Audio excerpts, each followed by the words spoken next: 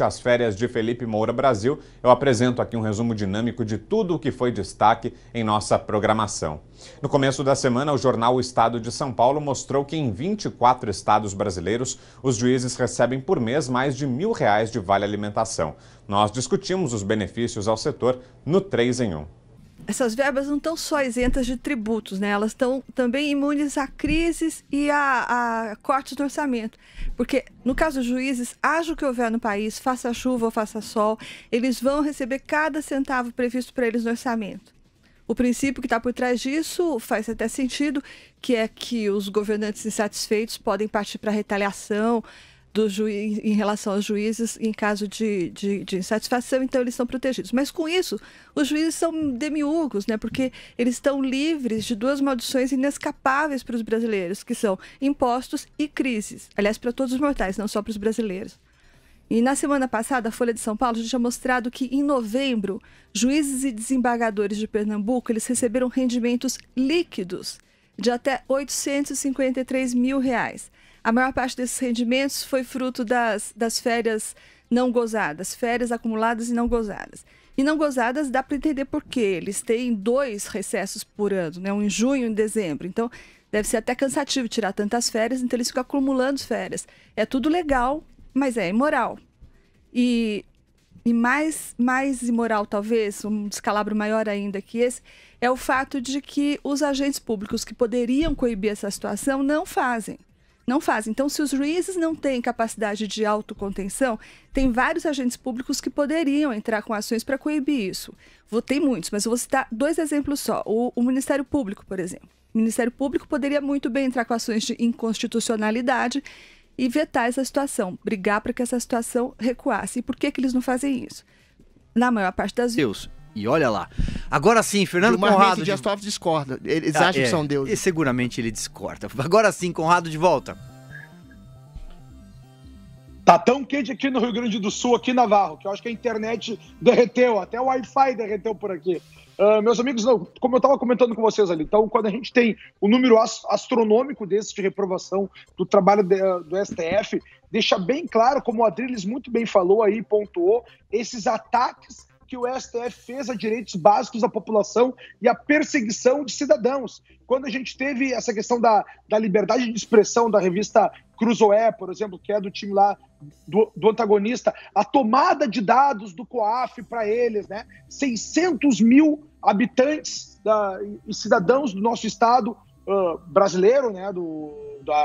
Da nossa nação, sob investigação direta deles, com o intuito de dizer que eles estavam protegendo, que foi um pedido do Flávio Bolsonaro, eles acabaram com essas próprias investigações do COAF, que estariam tocando as próprias figuras do Toffoli, a própria figura do Gilmar Mendes, com repasses de estranhos de dinheiro ali entre esposas, escritórios e beneficiários. Então, tudo isso traz um clima de extrema impunidade a nação. Outra coisa que o Adriles trouxe muito bem ali numa discussão, que aí eu não sei se vale a pena, eu queria até comentar com vocês aqui pra gente pensar junto, né? Todo mundo fala na realização de uma lava-toga aqui no Brasil, temos que ter uma lava-toga para tratar dessa impunidade, tratar desse STF. E eu te pergunto, tu acha que se a gente tivesse uma lava-toga no Brasil, se ela iria tocar propriamente o STF, sejam lá os ministros garantistas, dos quais o Adriles não gosta muito, e eu já acho a favor, que eu sou contra a gente ter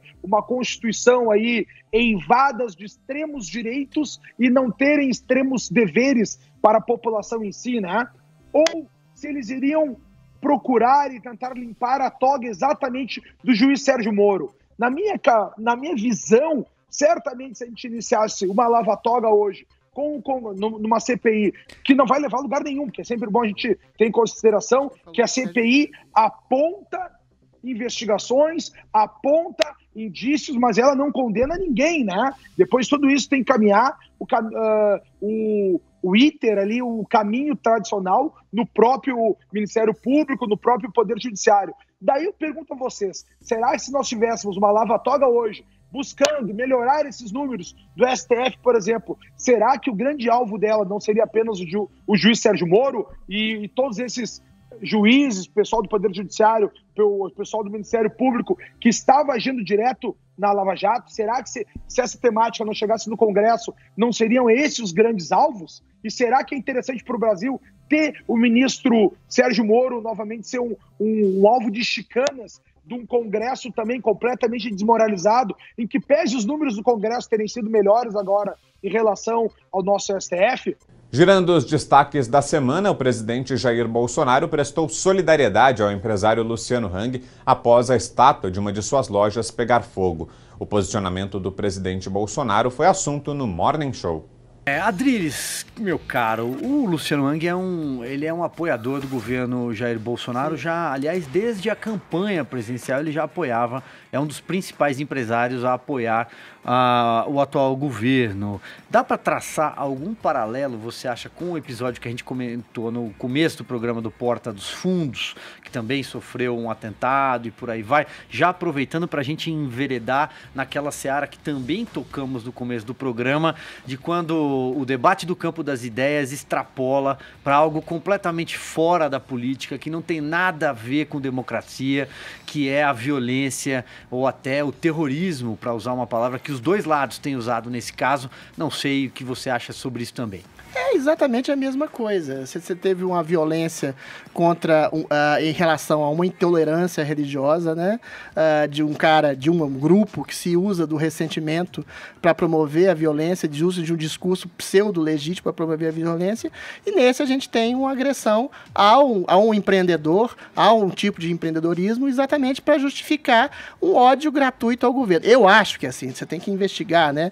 Mas é difícil achar que essa coisa foi absolutamente ocasional ou coincidente, porque o Luciano Havan, dia desses, ele colocou lá um jatinho, colocando Lula cachaceiro, devolve meu dinheiro, que eu acho uma piada até legítima. Não sei por que o Lula ficou tão chateado ser chamado de cachaceiro. A cachaça, o álcool, está incrustado na cultura nacional como um dos valores, uns pilares nossos. Eu acho isso horroroso. Até para fazer uma brincadeira, ele ficou bravo, o PT ficou bravo com o cachaceiro e não com devolve meu dinheiro, exatamente. Então, o mesmo princípio. Agora, eu não vejo toda a internet ou artistas ou pessoas se preocupando tanto com o Luciano Havan como se preocupavam com o Porta dos Fundos, né? A questão da estereotipização. Ele é um empresário rude, meio tosco, meio agressivo, muito parecido, inclusive, com o Bolsonaro.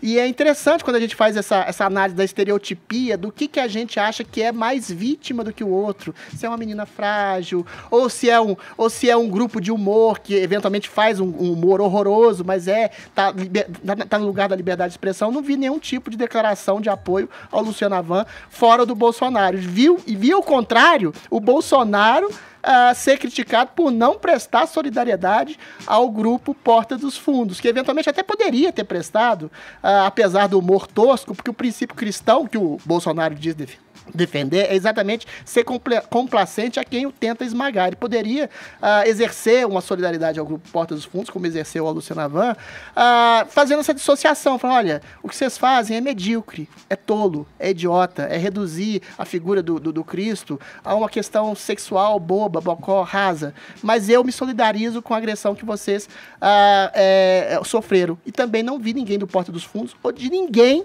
da mídia artística se solidarizar com o Luciano Havan. Então, fica essa hipocrisia aí latente para vocês. Que um dos motivos seja o fato de alguns integrantes do Porta dos Fundos serem declaradamente a favor da esquerda, ligados ao PSOL, ao Marcelo Freixo, no Rio de Janeiro, escrever artigos em jornais da esquerda. Né? Que esquerda é essa, Silvio Navarro? Se o princípio da esquerda é o acolhimento a todos, é o mesmo princípio de, por exemplo, quando uma mulher, como, sei lá, Joyce Hasselman, ter 2 milhões de votos, é uma conquista feminina, quer seja o que ela seja.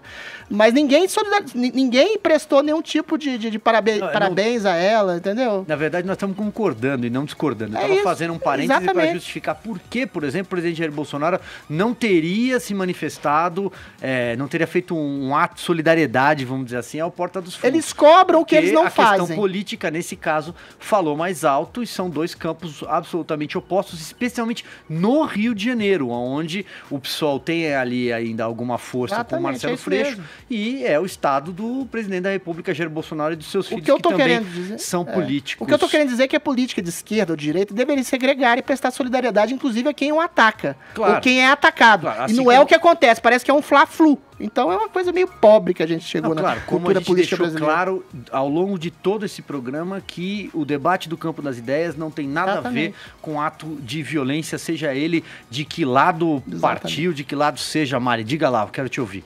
Nesse caso, o que acontece aí é o seguinte: as pessoas não não condenam o que aconteceu, mas com quem aconteceu. Exato. Então, se foi com o Luciano Hang, beleza. Para outras pessoas, se foi com Porta dos Fundos, beleza. Para mim, na minha humilde opinião, tá errado para os dois lados. Acho que não é legítimo que ataque a estátua do Luciano Hang, e também não é legítimo que ataque o coisa do Porta dos Fundos. Muito embora o do Porta dos Fundos tenha sido bem mais grave, porque envolvia, enfim, tinha uma pessoa lá dentro, enfim.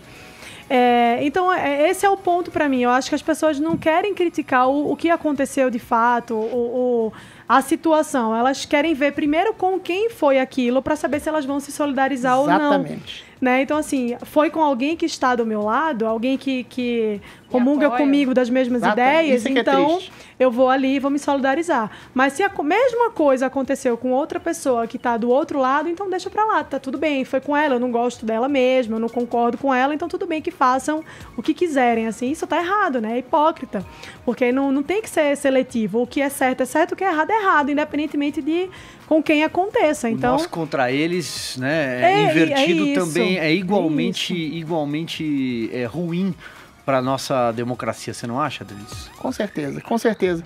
Se uma pessoa tem uma ideologia que exclui, então, algum problema sério na ideologia ou na sua leitura ideológica que você faz das coisas. Uma pesquisa Datafolha divulgada no primeiro dia do ano mostrou queda no apoio à democracia em 2019. Nós discutimos o tema no 3 em 1. E aí, Thaís, que leitura você faz dessa pesquisa do Datafolha? Eu vi algumas incongruências nessa pesquisa aqui, mas depois a gente fala disso. O que eu me lembro é que outro dia aqui a gente falou sobre a queda de latrocínios, né, que foi algo em torno de 22%, um pouco mais talvez. E uma das hipóteses para essa queda grande no crime e principalmente nos latrocínios é o discurso de endurecimento à criminalidade que foi feito na campanha e é feito no governo Bolsonaro.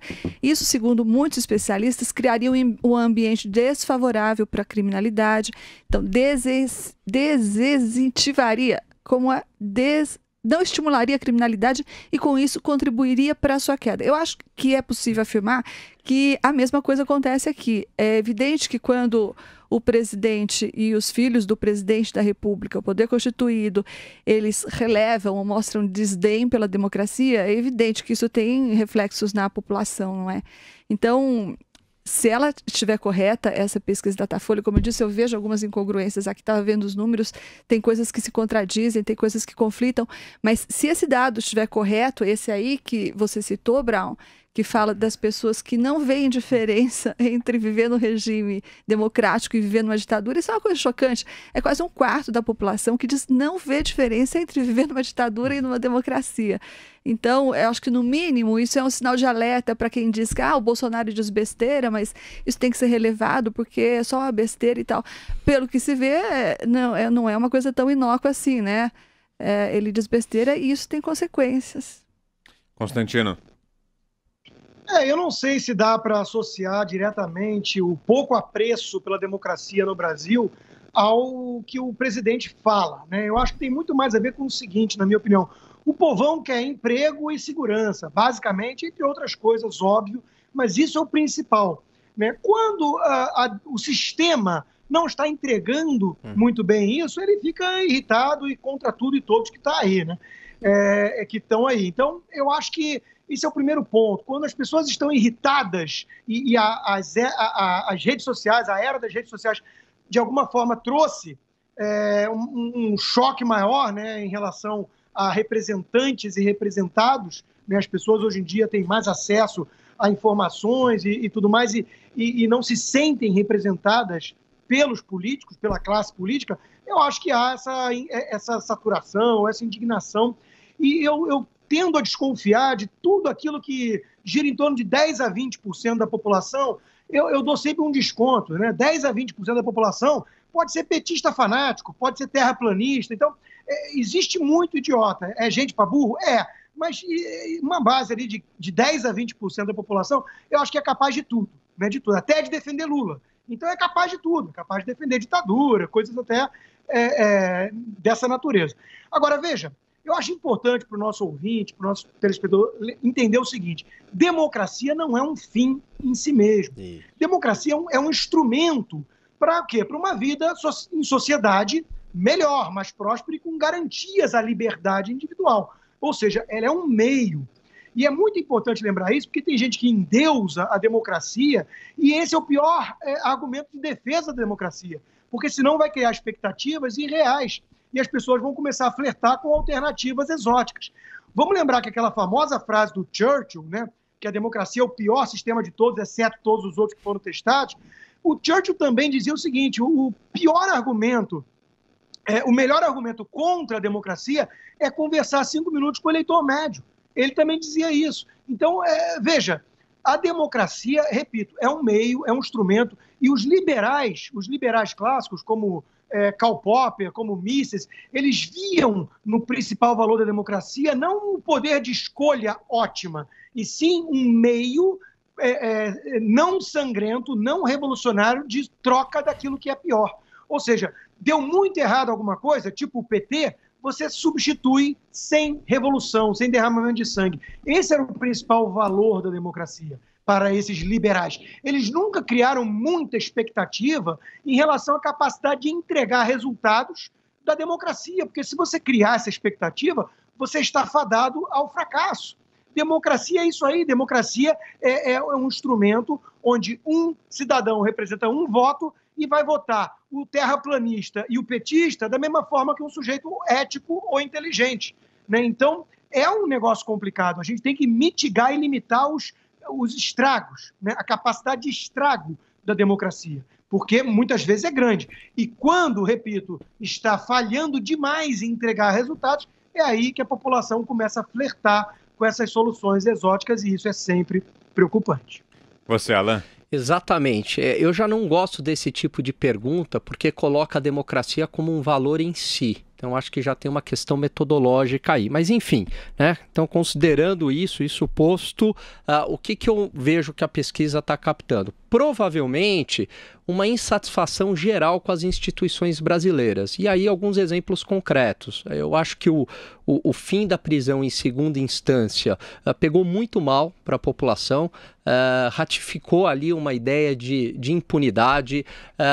O projeto de lei de abuso de autoridade também, então, uma insatisfação em relação ao Congresso Nacional, muito ligado à impunidade. E aí também, como o Constantino colocou, a própria crise econômica, né? Na medida em que demora para recuperar o emprego, a renda, para a população sentir essa melhora de verdade, ela tende a culpar o sistema como um todo sem fazer essas distinções necessárias. Thaís. Eu só queria discordar do Constantino aqui, porque daqui, na verdade, não se trata de endeusar a democracia e nem de colocá-la como valor em si. O problema aqui dessa pesquisa é que eles confrontaram democracia e ditadura. Foram 2 regimes e as pessoas acharam que entre esses 2 extremos não tinha nenhuma diferença.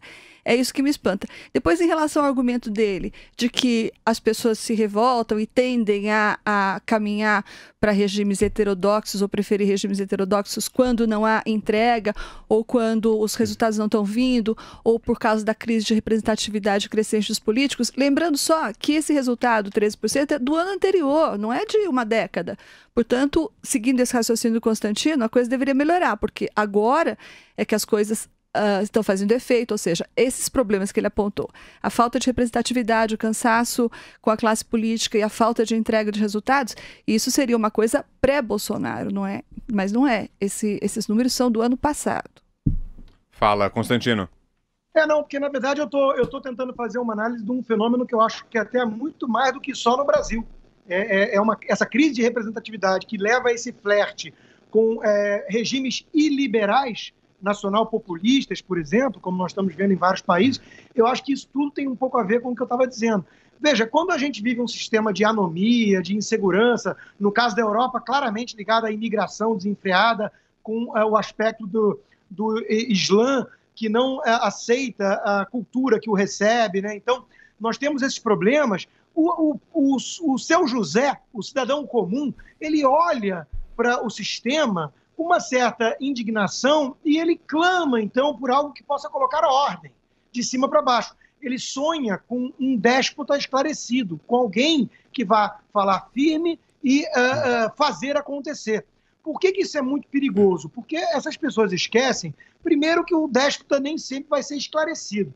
Segundo, que se você concentrar poder demais na mão dele para fazer o bem, isso também é poder para fazer o mal. E terceiro, que eventualmente vai haver uma rotatividade de poder, uma troca de poder, seja por revolução ou não, por um golpe ou não, e aí, mesmo que você tenha colocado no poder o tal déspota esclarecido, né, eventualmente ele vai ser substituído por um déspota não esclarecido, e aí é que mora o perigo. Então, repito, o principal valor da democracia, isso é o mais importante para todos entenderem, na minha opinião, não está na entrega de bons resultados, está na eliminação sem derramamento de sangue dos péssimos resultados. É esse o principal ativo da democracia, na minha opinião. Alan. E aí, indo ao encontro do que o Constantino falou, eu sugiro a leitura, acho que do capítulo 1, capítulo 2, do livro do Hayek, Caminhos da Servidão, que ele diz o seguinte: o liberalismo é inegável que ele melhora a vida das pessoas, as pessoas atingem um novo patamar, mas juntamente com isso vem toda uma nova demanda e as pessoas passam a enxergar novos problemas. E aí, ao invés de essas pessoas proporem melhorias dentro da democracia, dentro de um regime liberal, elas entendem aí que precisa de uma ruptura. E aí que é muito perigoso, porque entram aí grupos de interesse propondo ideias socialistas, ditaduras, esse tipo de coisa. Na quinta-feira, o presidente Jair Bolsonaro sinalizou que deve sancionar o fundo eleitoral de 2 bilhões de reais aprovado pelo Congresso em 2019. O assunto foi debatido em Os Pingos nos Is. Importante lembrar sobre esse assunto que, no fim de dezembro, o Bolsonaro havia dito que não concordava com o fundão e que, abre aspas, se houvesse uma brecha, ele vetaria esse trecho da proposta orçamentária. O fundão eleitoral foi incluído no orçamento de 2020 com o objetivo de financiar as campanhas eleitorais com dinheiro público. O orçamento também traz os gastos com o fundo partidário de cerca de R$1 bilhão, que serve para pagar as despesas cotidianas dos partidos. O Adriles já está rindo aqui ao meu lado, ele vai ser o primeiro a comentar. Também na saída do Alvorada, Bolsonaro falou nesta quinta sobre salário mínimo, mas sobre isso comentaremos já, porque antes o assunto é fundão eleitoral. Explica esse sorrisinho, meu caro Adriles. É um sorrisinho que devia ser um sorriso mefistofélico de zombaria, né? Porque é uma excrescência ao contribuinte. Você tem que arcar com os custos de 2 bilhões de reais para fundo partidário, para eleger aqueles, muitos dos quais aqueles que vão te roubar mais dinheiro ainda. Somado a 1 bilhão do fundo partidário, além do fundo eleitoral, são 3 bilhões. E notem, eles queriam 3,8 bilhões, meu caro, só para esse fundo eleitoral. O Partido Novo tentou reduzir para uma base de 700 milhões, eu acho que tem que fazer essa nobre exceção, que eles não usam nem um centavo do fundo eleitoral. E o Bolsonaro, vamos ser sinceros, né, ele fez uma política ali, mas ele sabia que ele teria que ceder. 13 dos partidos da base aliada, 13 dos partidos do Congresso, aliás, quiseram aprovar o fundão. Agora, o fundão é uma excrescência por uma razão muito simples. Ele se originou numa ideia, entre aspas, boa, que é proibir, aliás, as doações de empresas, que todo mundo sabia que nenhuma empresa tem uma generosidade complacente a nenhum candidato ou algum partido. Na verdade, era uma troca de favores. As empresas, na verdade, promoviam seus eleitos, os seus heróis, que se completavam em conluio com as empresas e faziam favores trocados.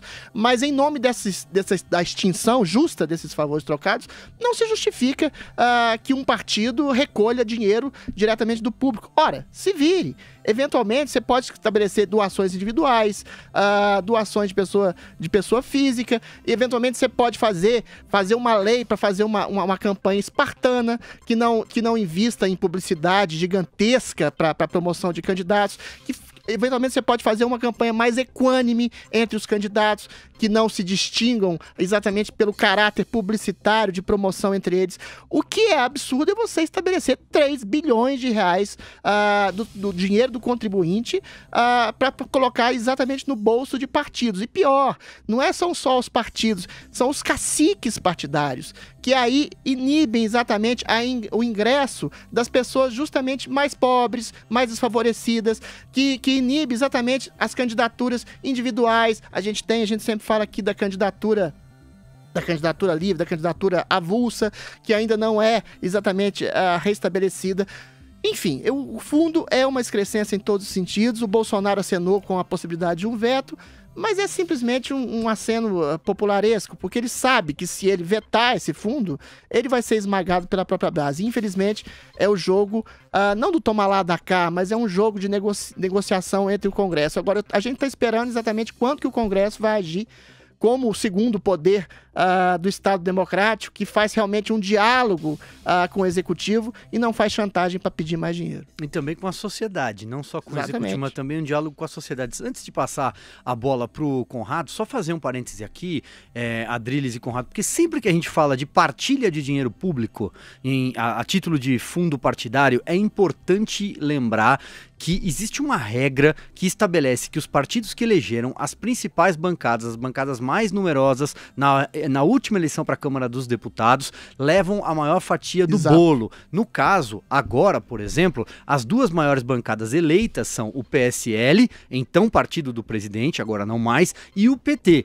Então serão os dois partidos que levarão a maior fatia do bolo, do dinheiro. Por isso, e isso explica por que os partidos investem tanto, são tão empenhados em fazer bancadas de deputados, né? Os famosos puxadores de votos, tiriricas da vez. Acho que é importante a gente pontuar isso para saber quem é que será beneficiado sempre que a gente fala na palavra fundo partidário. Diga lá, Fernando Conrado. O Adriles se manifestou muito bem quando ele deixa claro para a gente que o que nós vivíamos até então, e até eu vou dar um outro nome, né? Era uma ditadura do capitalismo de compadrio. O que a gente tinha até então eram empresas bancadas com capital público, né, que devolviam esse capital público através de doações para os partidos. E quando a gente vê um número absurdo desse, que chegou a ser até 3,8 bilhão, e aqui eu faço uma ressalva para o nosso ouvinte entender, né, que 1 milhão, é uma grande analogia que eu adoro, que é 1 milhão de segundos é igual a 11 dias. Agora, 1 bilhão de segundos é igual a 32 anos.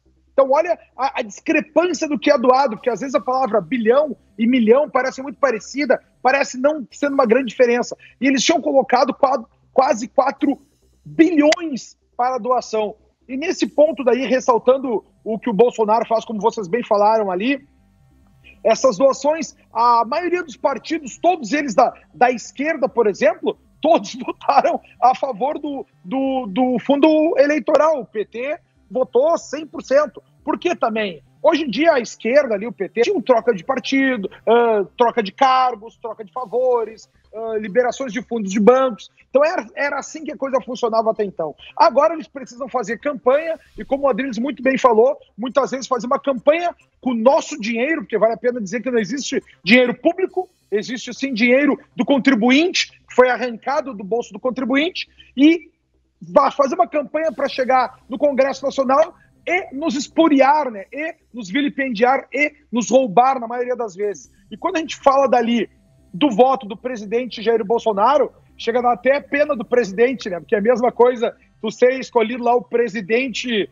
do presídio, e aí tu resolve dizer para os teus amigos presidiários lá que agora tu vai acabar com a visita íntima, agora tu vai acabar com o uso do celular dentro da cadeia, agora tu vai acabar com o uso de droga dentro da cadeia. Aí ninguém vai te apoiar lá dentro, né? No momento que o Bolsonaro fizesse isso aí, porque aí nós chegamos num ponto que é uma faca de dois gumes. Se o Bolsonaro veta o projeto, ele não vai ter apoio nenhum dentro do Congresso, e se ele não veta, ele vai ser escarnecido pela opinião pública. Outro tema de grande destaque no noticiário da PAN foi a ação militar norte-americana que matou o general iraniano Qassem Soleimani. No Jornal da Manhã, nós recebemos o professor de Relações Internacionais, Manuel Furriela, para discutir o assunto. Vamos acompanhar um trecho da conversa. É possível alguma responsabilização do governo dos Estados Unidos por isso, professor? Sei que a área do senhor é o direito internacional. Dentro do direito internacional, como é que isso é tratado? É possível que, de alguma maneira, a Casa Branca responda por isso, caso isso seja considerado um crime, um assassinato?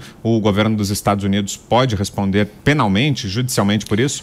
Ele não vai responder aos líderes americanos no principal tribunal internacional, que é o TPI. Né, Tribunal Penal Internacional, até mesmo porque os Estados Unidos, já no governo Bush Filho, decidiram não ratificar o tratado. Então, tecnicamente, juridicamente, há esse problema, mas ele é um chefe militar iraquiano, né? O que os Estados Unidos vão poder alegar é que havia uma interferência dele que causou várias mortes de lideranças ligadas aos Estados Unidos, não propriamente americanos, porque não foi o caso, né? Inclusive com a interferência e invasão parcial da sua embaixada. Então, os Estados Unidos vão ter argumentos de dois gêneros, um que não respondem perante os tribunais internacionais por atos praticados em questões de guerra. O outro está relacionado diretamente ao fato de que vão apresentar como uma resposta à intervenção iraniana no Iraque. Então, eles vão ter esses argumentos, mas há sim possibilidade do Irã buscar ou reivindicar ou buscar algum tipo de apoio internacional de responsabilização. Eu não acredito que isso vá para frente, mas juridicamente há condição do governo fazer algum tipo de pedido do governo do Irã. Também participando da entrevista, Rodrigo Constantino. Sua pergunta, Constantino, para o professor Manuel Furriela. Queria insistir um pouquinho nessa tecla, porque tem muita gente fazendo uma analogia de que seria como matar um chefe da CIA, ou até o vice-presidente americano, ou o secretário de Estado, alguma coisa assim. E, na verdade, é óbvio que ele tinha esse manto, né, de ser um chefe de Estado, mas ele era também, todo mundo sabe, um líder das milícias terroristas, que apoiava o Hezbollah na região e vários outros grupos terroristas e ia avançando, era o responsável pela inteligência de avanço iraniano na região. O termo assassinato se aplica aqui uma vez que ele estava em país estrangeiro. Ele não foi morto no Irã, isso é muito bom destacar, né? Ele foi morto atuando no Iraque, num país estrangeiro. Isso não desconfiguraria a acusação de assassinato por parte do governo americano? Bom, primeiramente é efetivamente um assassinato, né? Ele foi um alvo que foi atingido diretamente por ser quem ele é. Os Estados Unidos quiseram dar uma resposta de força, aproveitar a oportunidade de que ele estava em território iraquiano e não no Irã, que obviamente, concordo contigo, seria um agravante caso ele tivesse sido atacado no seu próprio território, né? E só para também a gente deixar claro quem ele é, né? Você tem lá no Irã, desde 1979, né, com a derrubada de um governo monárquico do Shah Reza Pahlavi, que era ligado diretamente aos Estados Unidos, a ascensão do Ayatollah Khomeini, todo mundo já ouviu falar dele, né? Então, os ayatollahs, eles dominaram o Irã, transformaram o Estado num governo religioso, né, num governo totalmente ligado aos seus ideais e permitem a eleição de um presidente da República que tem puramente um cargo de gestão de questões simplesmente administrativas, sempre sob a tutela de um ayatollah.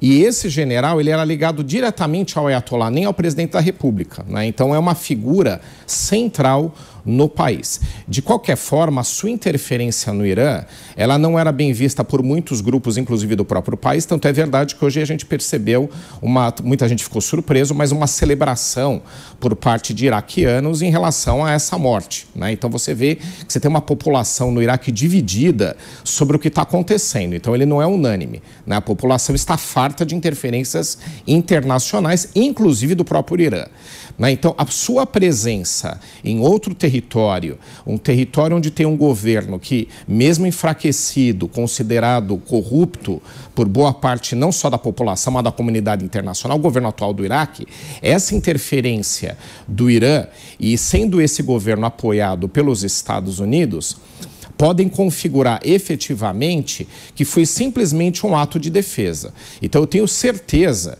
que o presidente Trump ele não agiu de uma forma totalmente impulsiva nesse caso. A questão é muito delicada. Sim, houve uma necessidade de dar uma resposta. Essa resposta foi até um grau acima do que qualquer analista internacional poderia imaginar, mas ela foi construída sobre boas bases, né? Então eu acredito que o fato de ter ocorrido fora do território iraniano, mostrando que esse general interferir em grupos insurgentes. Os milicianos são grupos insurgentes, são grupos contra, né, o governo do Iraque, podem até ser considerados terroristas, né? Não estou entrando aqui nem no ponto de ser ou não, ter qual lado tem razão, mas simplesmente de ser grupos insurgentes, grupos de milicianos, apoiados por um general de um outro país, né? Então os Estados Unidos têm muitos argumentos aí em sua defesa. E, professor, vamos lembrar também que era uma promessa de campanha do presidente Trump impedir que o Irã chegasse a uma bomba atômica, um regime que quer varrer Israel do mapa.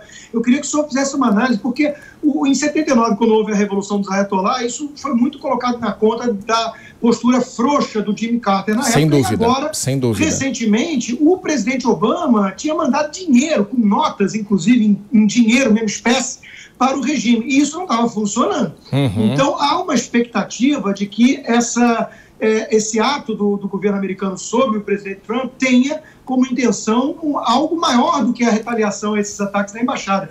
Como é que o senhor avalia também a postura da Arábia Saudita? Porque é mais próximo dos Estados Unidos e é o único que faz frente ao avanço do Irã na região, né?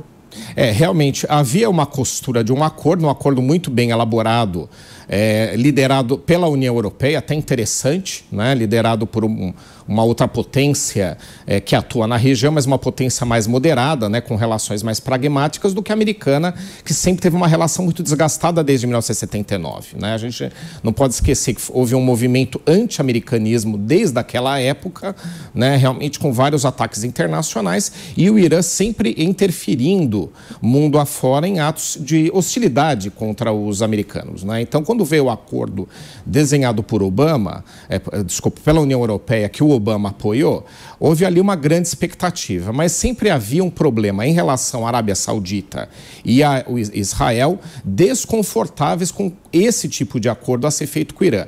Até mesmo porque, mesmo esse acordo prevendo uma suspensão do avanço no desenvolvimento de tecnologia bélica nuclear, né, mesmo havendo esse estancamento com esse acordo que acabou não sendo entabulado, o que aconteceu é que o Irã continua sendo uma potência militar. Né? Então, os outros tipos de artefatos, equipamentos militares, eles não estavam previstos no acordo. E isso faz com que continuasse a sua hostilidade em relação a Israel e continuasse um confronto em relação à Arábia Saudita. Então, aquele acordo foi abandonado pelo Trump com a proposta de que novas sanções contra o Irã, um novo enfraquecimento do Irã, um maior enfraquecimento do Irã, levaria novamente a uma mesa de negociação futura em outros termos. Né? Mas eu não acredito que essa questão envolvendo o general, né, essa morte do general, vá colaborar para o enfraquecimento. Eu acho que vai colaborar para que a situação se torne mais tensa ainda. Sem dúvida vai colaborar, né? Porque atos de enfraquecimento, eles envolvem política internacional na perda de apoio, envolvem questões econômicas internacionais através, né, dos vários tipos de barreiras, bloqueios e embargos que a ONU autoriza e patrocina. Isso faz com que se chegue onde o governo Trump havia dito que gostaria de chegar, num outro tipo de acordo com o Irã. Mas, de qualquer forma, eu não acredito, tá, que esse ato ele tenha esse propósito de vamos voltar a uma mesa de negociação. Agora vai azedar essa negociação por muito tempo. Né? Agora, eu concordo com você. Pois não. Talvez aconteça como o Ronald Reagan com o Império Soviético. Muitas pessoas ficaram com medo de uma terceira guerra mundial ali e acabou até no debacle da União Soviética. Eu queria aproveitar e perguntar isso. Tem muita gente, a hashtag Terceira Guerra Mundial foi para o topo das tendências do Twitter. Muita gente está assustada com a possibilidade de uma guerra mundial. Eu acho que é um exagero, mas eu queria a opinião do senhor. E qual será a postura da China ou da Rússia nessa situação? Guerra internacional, ela é uma terceira guerra mundial, algo assim, né? Deveria envolver potências, né? O Irã é um país importante na região, é uma potência regional, como o Brasil é na América do Sul, né? Mesmo conceito, né? Então, o que acontece? Rivaliza com potências regionais lá também. O Arábia Saudita, que você menciona, é uma dessas, né? Então, não vai ter uma terceira guerra mundial por conta disso, porque o Irã teria que trazer, né, uma série de apoios de outros países para que houvesse um tipo de confronto entre várias correntes no mundo. Não, o Irã não representa uma corrente, né? Ele representa a si próprio e grupos na região, grupos religiosos dentro de vários países, como por exemplo no Iraque, até por isso que ele tem algum tipo de interferência lá, mas não o condão de trazer isso, né? Então você não vai ter um conflito desse tamanho, não há como se construir algo desse gênero. Você acompanhou aqui o Semana da PAN, o resumo de tudo que foi destaque em nossa programação. Para mais informações, acesse jp.com.br. Um grande abraço para você e até mais.